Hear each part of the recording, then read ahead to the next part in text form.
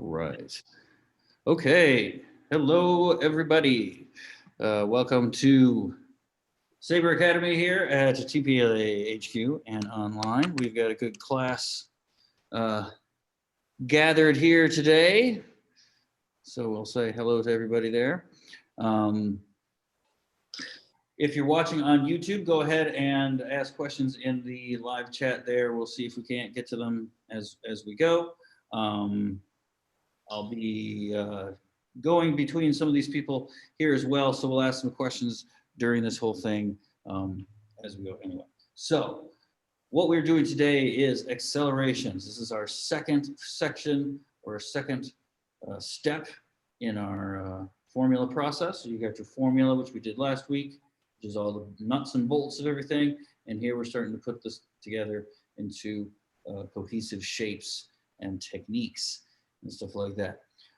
These will be taking the form of drills, repetitive drills that will be done in a line. So I got space here that I can show these drills now very nicely. Don't have to worry about being so cramped. So that's the key to these things is repetition. Anything that's done with repetition, always remember that you want to do it correctly first before doing it fast, or doing it with power, or doing anything like that, right? Really feel what you're doing, do this slow.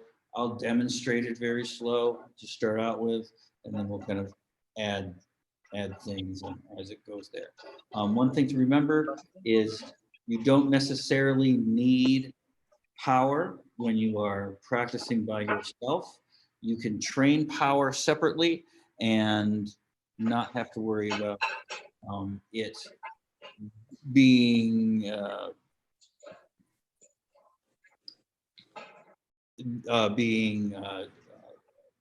detrimental to what you do in real life. Plus, remember, this is a weapon. So, these are labor-saving devices. They're supposed to keep us from producing too much effort. So we should be able to do this in a nice, relaxed fashion. Okay, so the accelerations for Shicho take basically three forms, right? And they all deal with directions, okay? So one is coming from overhead, the next one is coming from underneath, and the other one is going side to side. So you're getting all your basic cardinal directions in movement with striking, because that's essentially what you can do in a real engagement. I can strike in from overhead, I can strike out from the bottom, or I can come in from the side.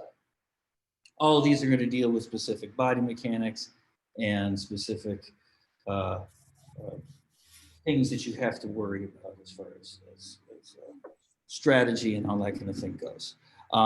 So I'll go through them kind of quickly, and then we'll discuss these kinds of things here, and we'll try to get through all three of them. Maurice.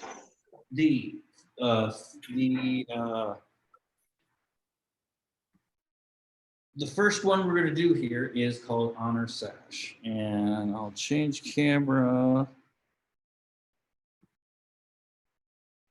there so we can get some footwork in there. Hopefully you can still hear me okay. I can turn that down just a little bit, I think. There we go.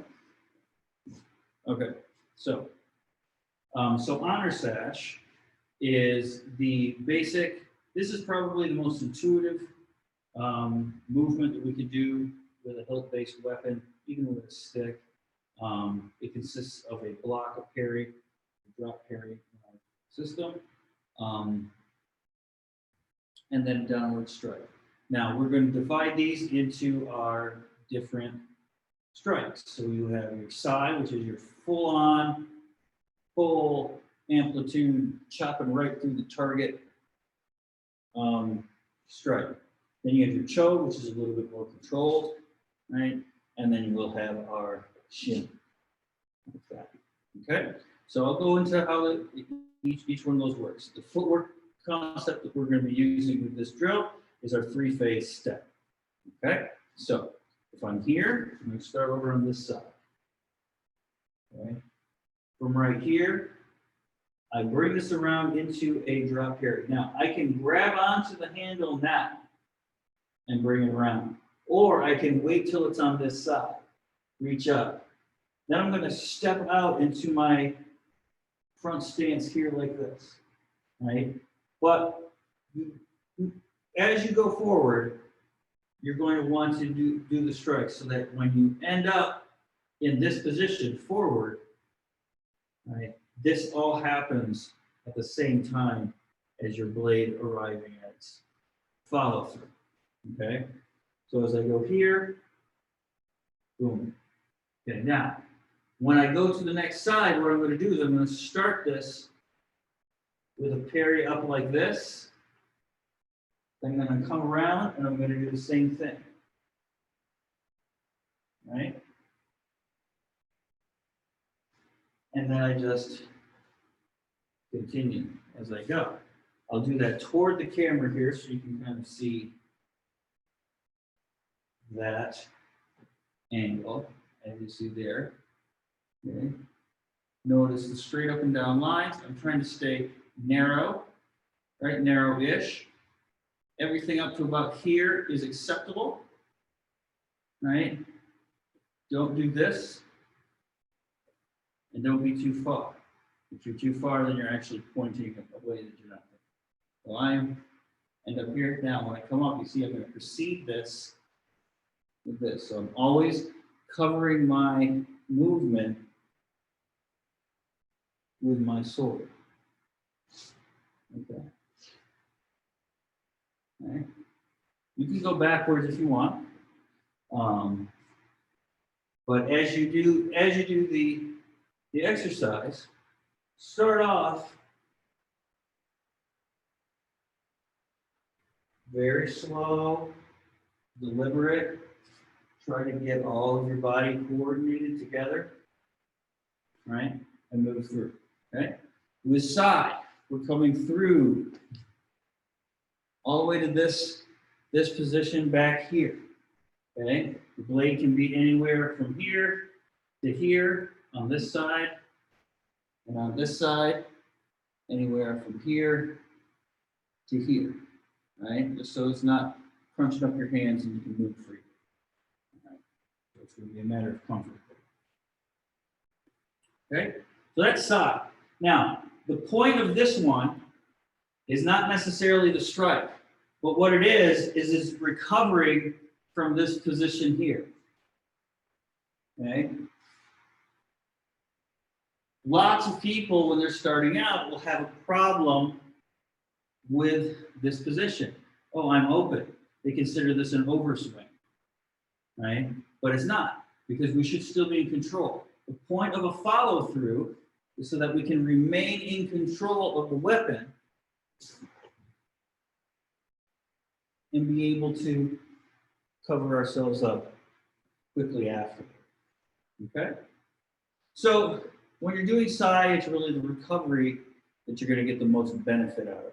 Because these things don't actually chop through things, you're not going to really be able to ever do that because you're going to hit something and it's just going to bounce.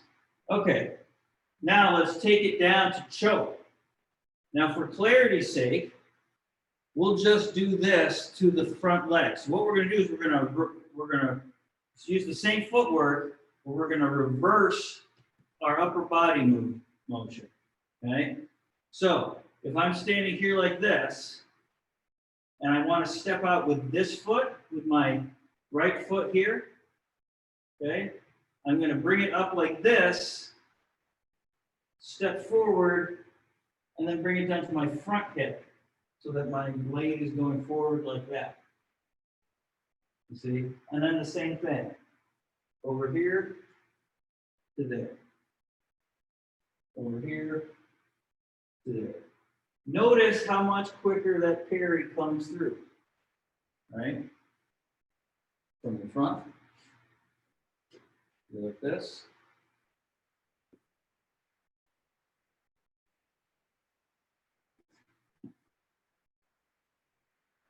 Right?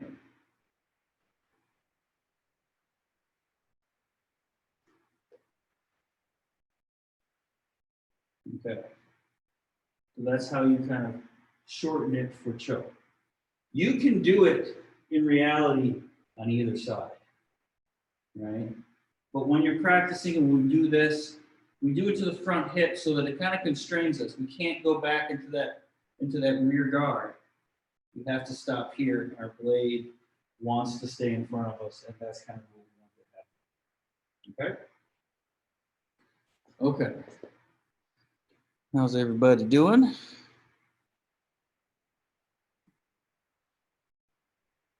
Good, good. Okay, so let us continue here with how to do the shim part of it. Now, when we're doing shim, this is going to be a very, very useful technique because if you're doing anything from ASL rule set to Tuambang or anything like that, these strikes are your bread and butter. Okay, so how we're going to move this into all of that is we're going to basically do whichever parry we want. We can go back this way and we can go this way. It doesn't really matter for us. Try to change it up in your own practice.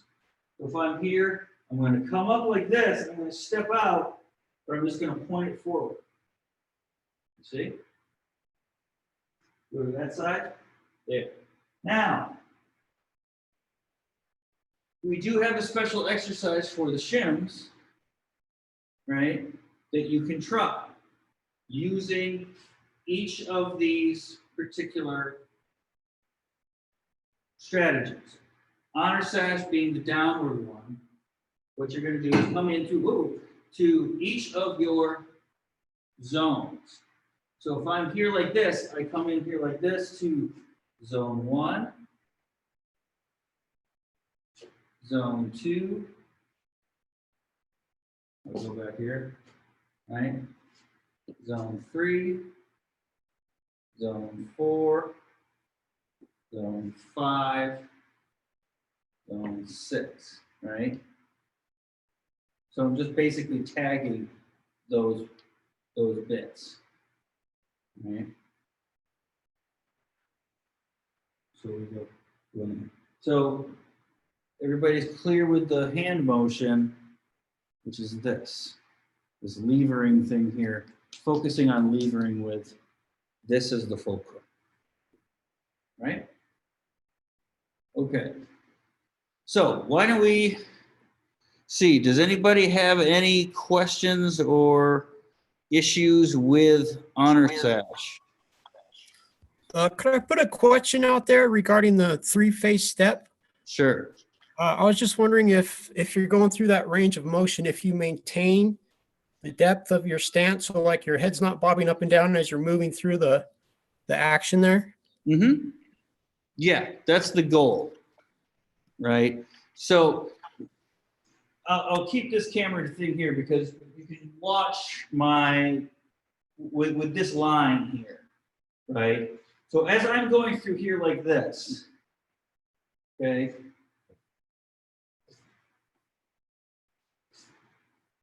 Right? When I step through, I go straight across.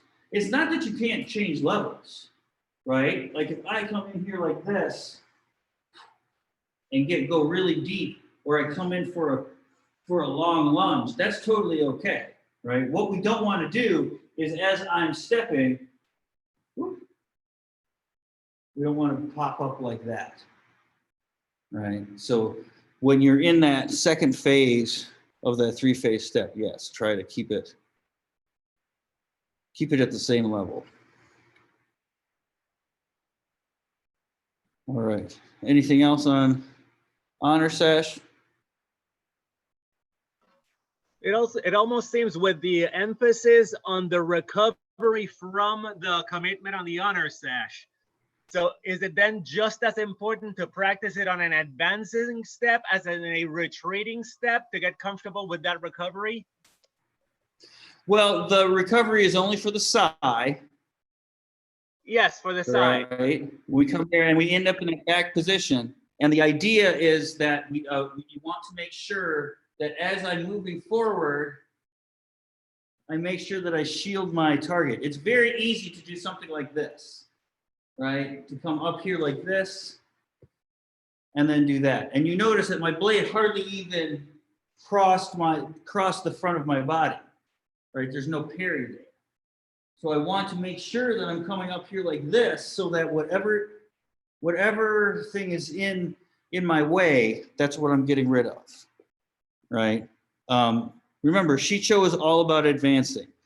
You can practice some of these things going in reverse, but notice that I'm not really emphasizing that, because that's not where we want to be, especially for those of you who are beginning and who have never done this before. Before you go and you spar for the first time or fight for the first time, the urge to back up is going to be almost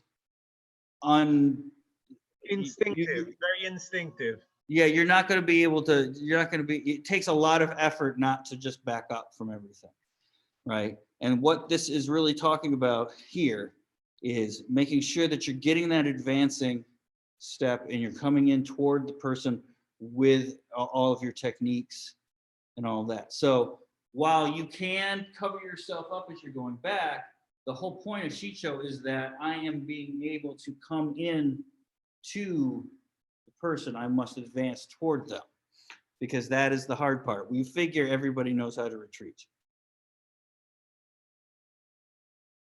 Okay. All right, so okay, so why don't we move on to the next one, the Sarlacc Sweep. Sarlacc Sweep is our upward strike.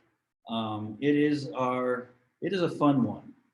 People really like this one, and it has a lot of fun aspects to it. It is going to start your familiarity with orbits. So this will start you on your way to spinning. Orbits, of course, being this stuff, right?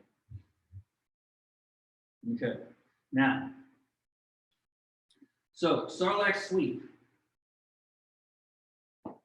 For this one, the stepping pattern is going to be the full step or the passing step. So here we're going to be walking either. Well, we're always going to be walking through our front foot, but we may continue on the first one. We continue even a little bit further. We'll see here that in a second, right? But the idea is that you must go through the target. Okay, so. Sai. When we do it with Sai, it's our footwork and all of that which is going to kind of dictate what's going on.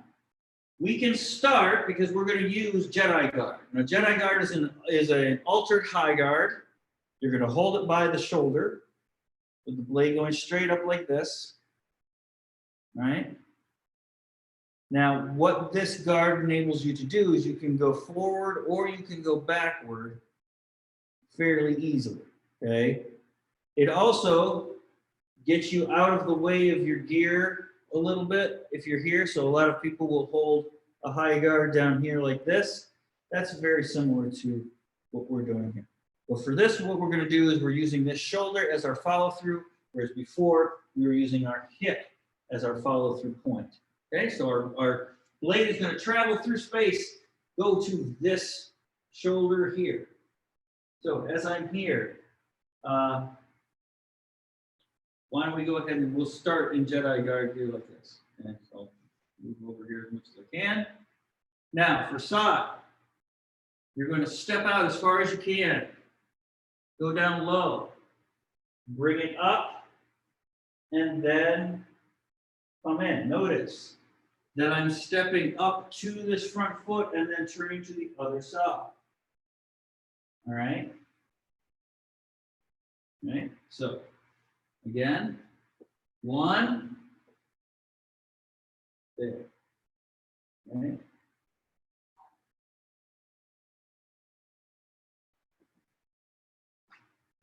Try to get as much travel as much distance as you can.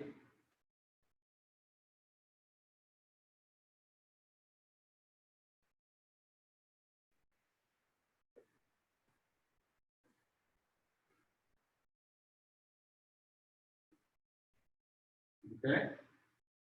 Now, if you want to do it really slowly and give yourself a lot of hip workout here and all that, you can use the drop stances that are a little bit more advanced that we get into later. So as I go from here,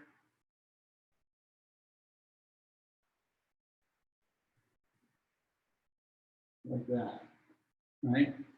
When you do it that way, do it slow. Okay?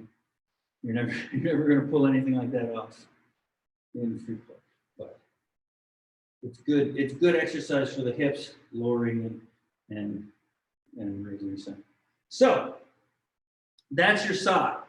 Again, we are concentrating on getting this blade to move through our entire target. Okay, from the front, what it will look like, very similar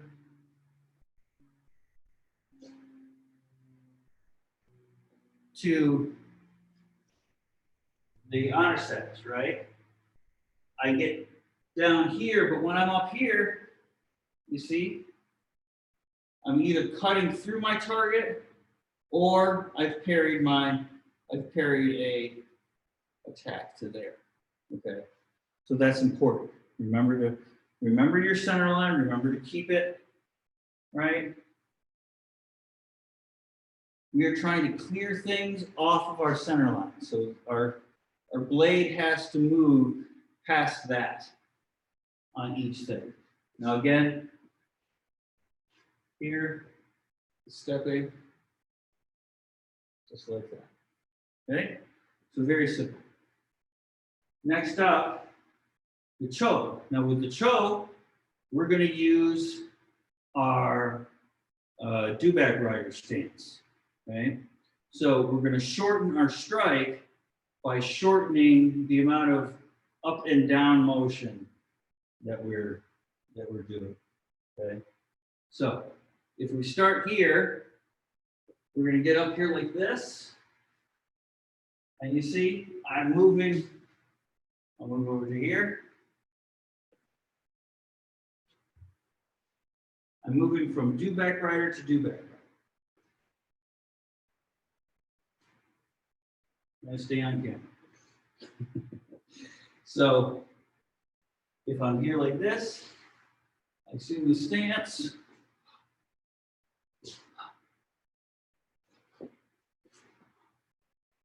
Right?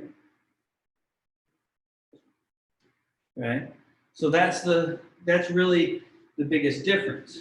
When you're going just to here, boom, that creates a shorter arc. Right?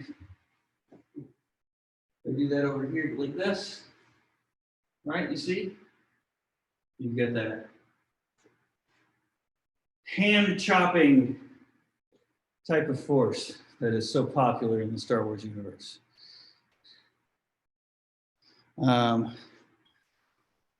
Okay.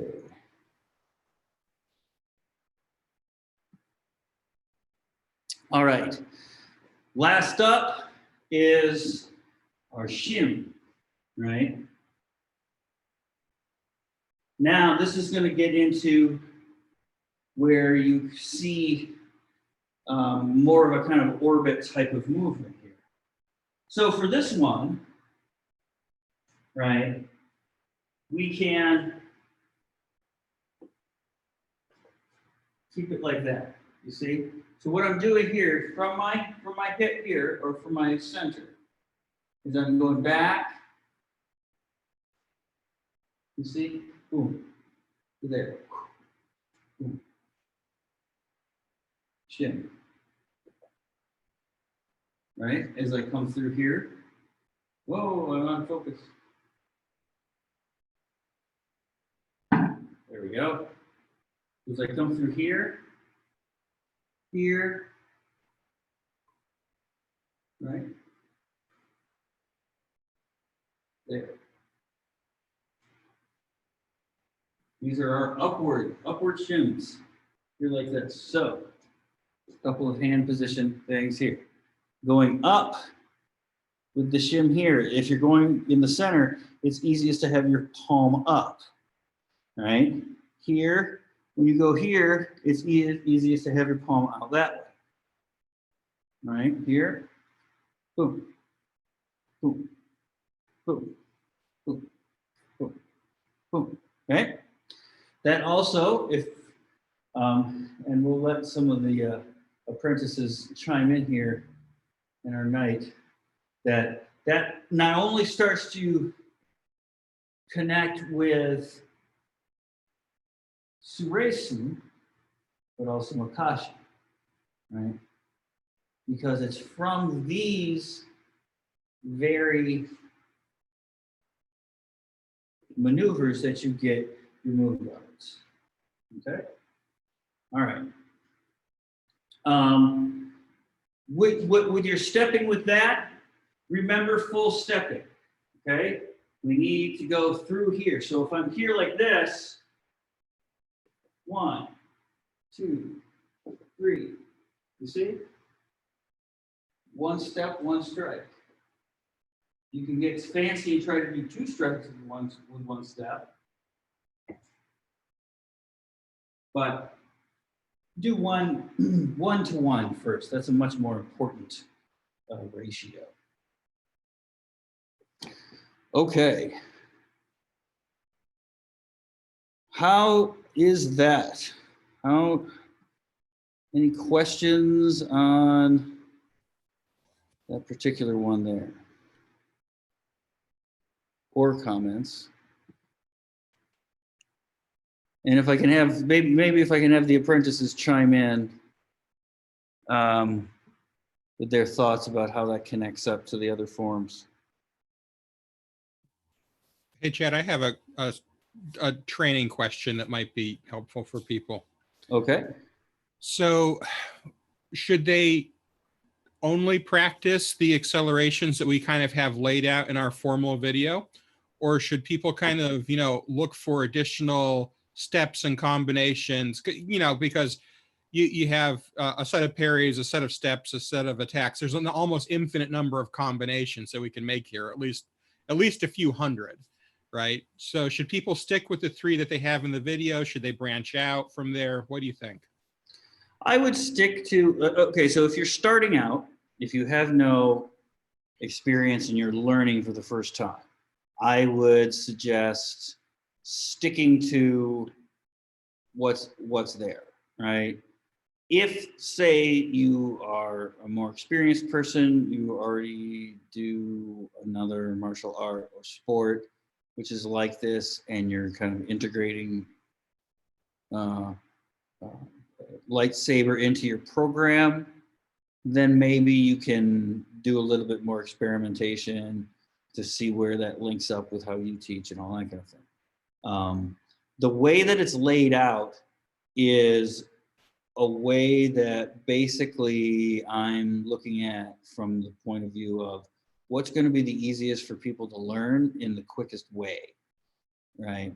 So if we get these kind of gross things done, and we're going from gross motor function to fine motor function, right?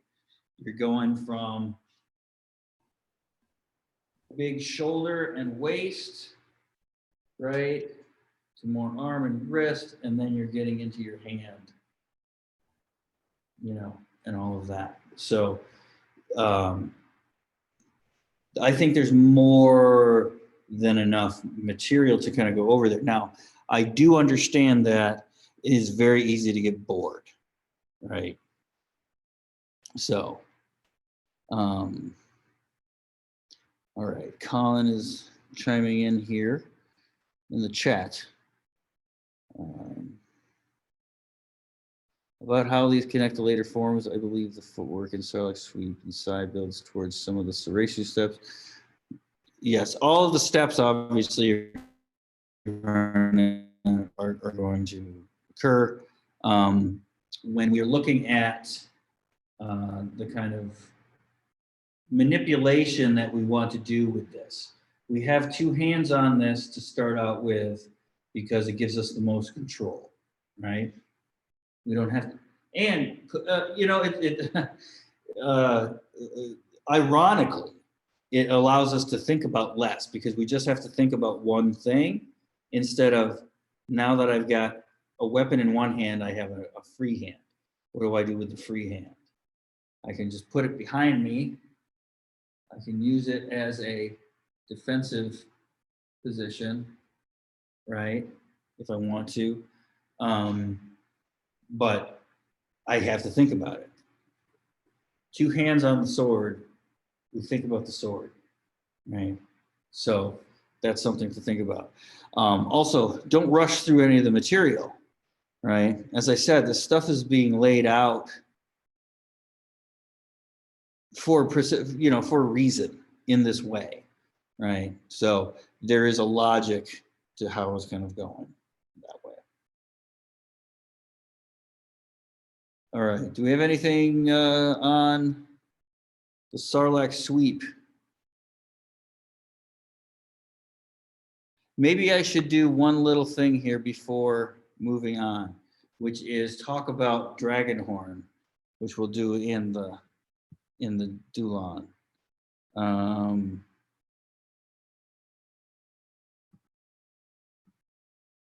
There we go. So if you know about the Dragonhorn, it's that position that we get into like that, right? And you can do it in various, you know, in various depths and that kind of thing. Okay. Are we looking down for position that is basically just used as a follow-through point, right? So it's another follow-through, but it's one that will take you from a small circle into a big one, right? And so that's the main point with that guy.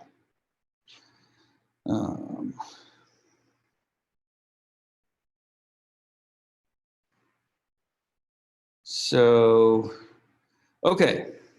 Do we have anything else pressing on Sarlacc Sweep? Or can we move on to Sun Gem? Are we looking down for Dragonhorn, Chad?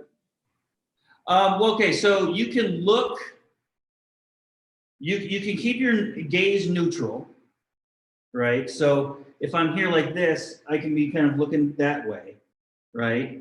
You can look forward or you can look backward, right? So those are all different kind of ways you'll see it. Sometimes you'll see it done with a change of of gaze. So they'll come in here like this, right? It's more of a stylistic thing that way. Right, and again, it's just pretty analogous to a high guard. Basically a high guard with your blade pointing forward. That's really kind of what we're doing. Okay. Anything else before we move on here? Real quick. Okay, let's do Sun Gem. Sun Gem Sai Cha means Sun Gem, destroy the weapon. Now that means get it out of the way, make it whatever. And what you're basically doing is you're going to be swatting it away. Okay. In Chinese swordplay, it's called a covering strike, right? Boom. You come over the top of it.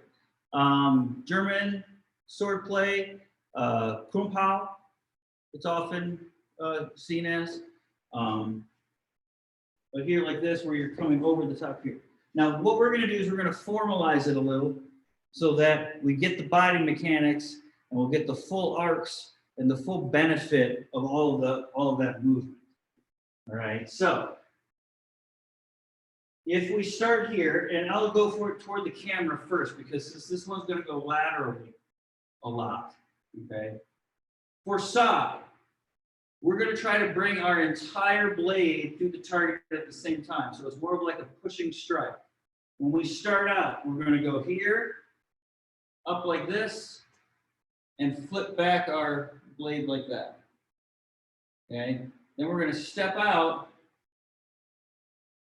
and go across at neck level. Okay, that's the side top. Take the head. Okay, then from here, we're just going to flip it back over so it's pointed behind us. We're going to step across again. And you see, I try to push that blade through so that my body is behind that strike. Okay, that's our side.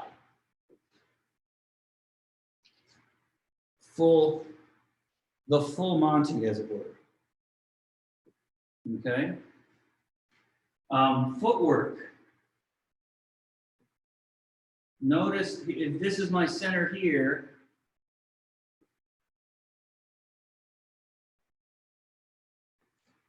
right? I'm going on either side of that line. If I show from the center, from the side here,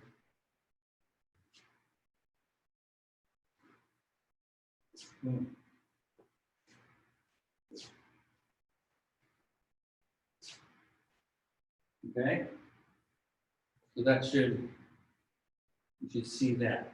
Be sure that you are doing this, right? It is not this. It is not coming up into Jedi guard. That's a different thing. When we go here, we want to cover that strike. We're going to turn this way with the blade all the way there, just to make sure that we get our body. In reality, you're not going to turn that much, right? And this entire sequence is going to go a lot faster, right? To where it'll be just like something like that, right? And you can see that a lot of times. You're basically going to just come on over the top of somebody's weapon and then step through to get that hit somewhere in this zone. If you're doing ASL, that'll give you a head/body strike, zone 3, which is 5 points. You need 3 of those to win. So good high percentage strike. Okay, so that is the side. That's the full thing. Okay, commitment. Okay. Now again, we're going to concentrate on this zigzagging footwork here, right? With Cho, we come in, you see, and we're going to kind of step forward a little bit with it, and then we follow through at the same time. Here, boom. Okay, so it's almost like there's like a tiny little lag. Do not make that lag too big, right? Do not do this. Step, hit. Step, hit. No, here, boom. We're still getting those arms in there, right? But we're going to come off much quicker. Boom, boom. Okay. This then doesn't become a covering strike, it just becomes a regular beat pair. Right? Okay, so now Shim is going to do kind of a little bit of a lot of things. When we start off, we're Shim there, right? Boom, boom. Okay, so you can do that, right? Boom, boom. Okay. When you come underneath, there. Now you'll notice that what will happen here is now you're going to be dividing on either side, right? So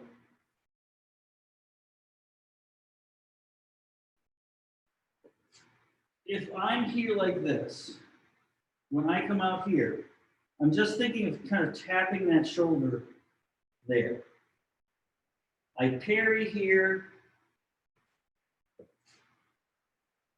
and then there. You see? Okay. So you don't have to have this there. That can be there if you want. Right? Here, Ooh. Right? Again, going side to side. Better though to do is just to come up here. You can do that shimmin on the first one, parry, strike, parry, strike, parry, strike. You see? And these are going to be aimed more at the shoulders, right? Coming around like that. The reason these are last is because horizontal strikes are not as common or as easy to pull off or as useful. So we tend to de-emphasize them a bit. You always want to be able to do that, and the mechanics for going side to side are much more different than up and down. So that's important. But we don't want to get too attached to anything. Okay, so how are we with that guy right there? Right? Everybody kind of understand that one pretty well? Okay. Again, the important thing is that covering strike, especially in the side, don't forget that, don't omit that. It's not going up into Jedi guard. You want to come out like that. If you're doing ASL, just think of it as arming, right? You have to arm that strike. Here, arm, right? Arm, strike, right? So this motion of bringing it back and forward is important. Whether we're doing that this way, right? Or whether we're doing it this way, right? It's pretty much, it doesn't really change the essence of it that much. Okay. So specific questions on that one.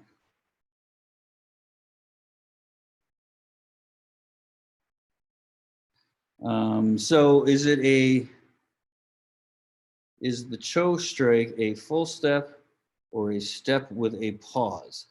It is basically taking your Sarlacc Sweep, where you're coming up with feet together and then going there and kind of combining it with a three phase as I'm gathering over on this direction, but then I'm stepping out to that direction, right? The step is what should carry you across that center line, right? And try to have your body behind your weapon when you do, right? If you pass the center line and your weapon is behind you, you're late on your strike, right? First of all, you're probably not going to make the hit or the touch, but the other person also has ample opportunity to defend.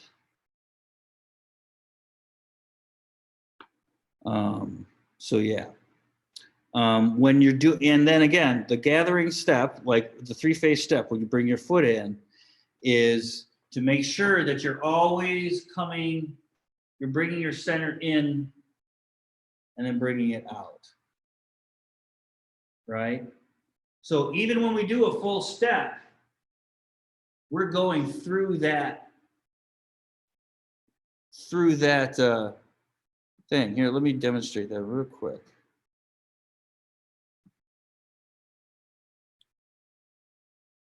So if I just do here, I'll just do the stepping here.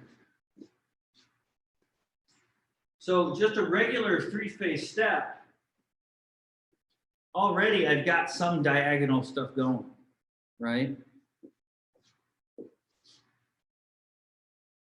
If I'm going to do this one here,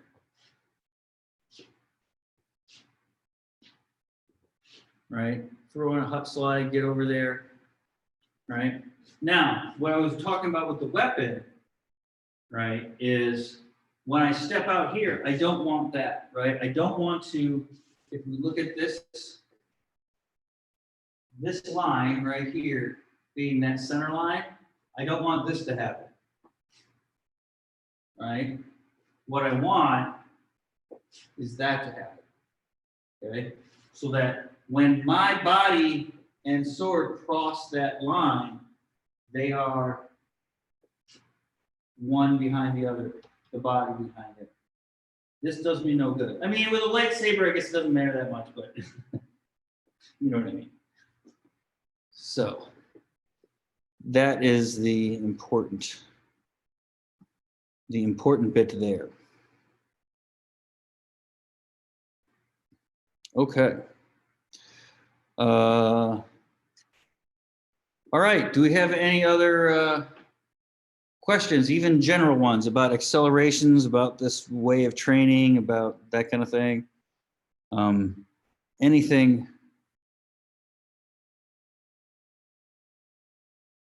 Anything you can think of? Anybody want to show? Anybody want to demonstrate?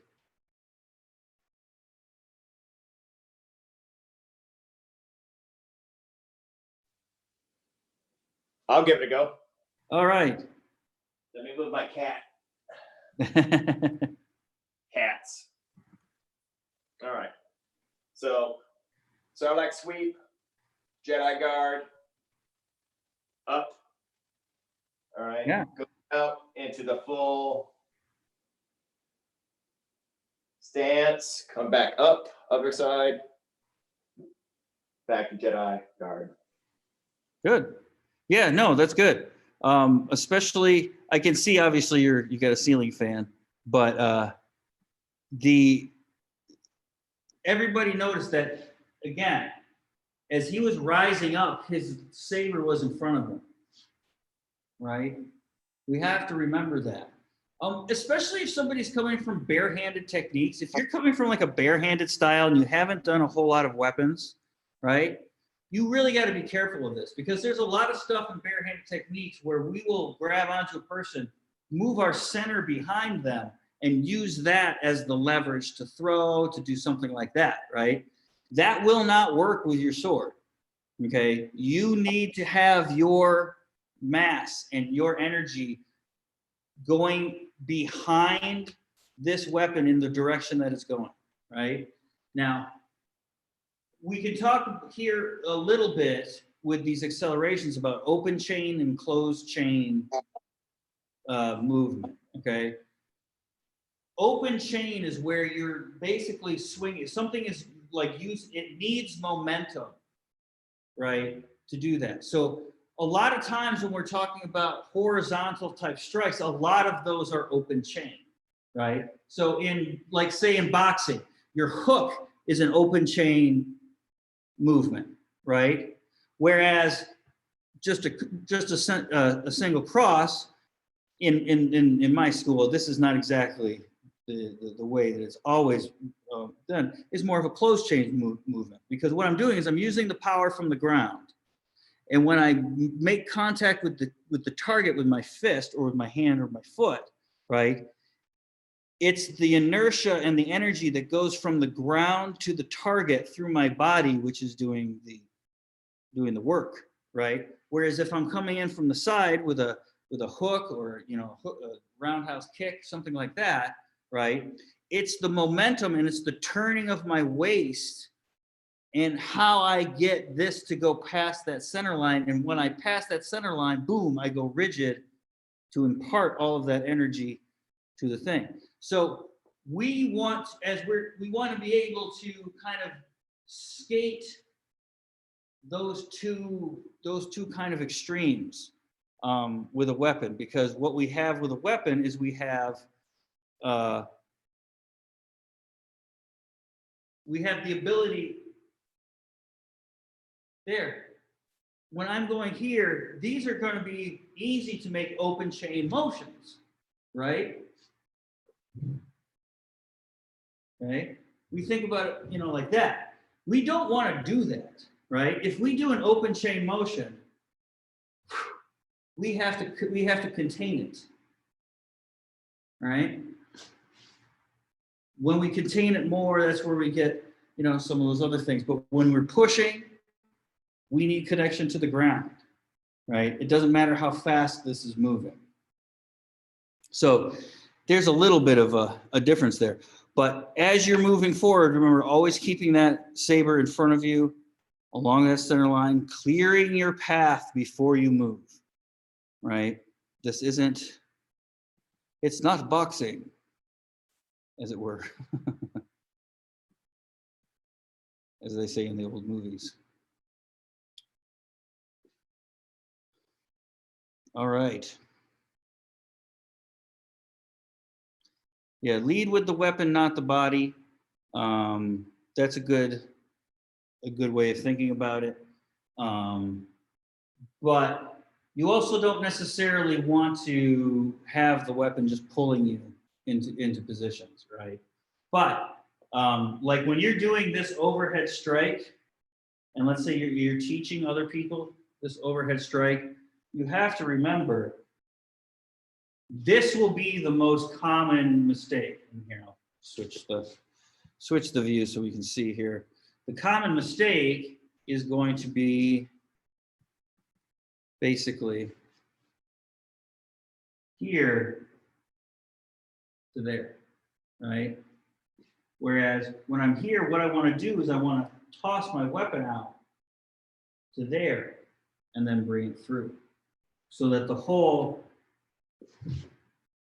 you notice that my saber blade goes through this section of the screen, right? Right? What you'll see a lot of times is this. Okay? So the body comes through, and that severely, right, reduces your range.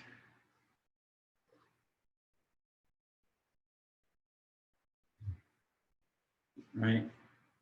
So that's another thing that these will sort of impart as well. That way. Okay.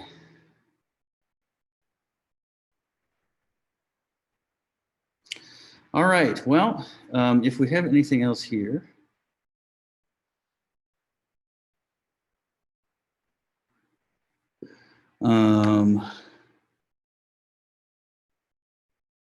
Yes, the dragon horn was from Yu Chonghui's two-handed sword. That's where I first learned it as well. So, okay, well, if there's no further questions here from the gallery on the basics, I don't see anything else on the chat. Make sure.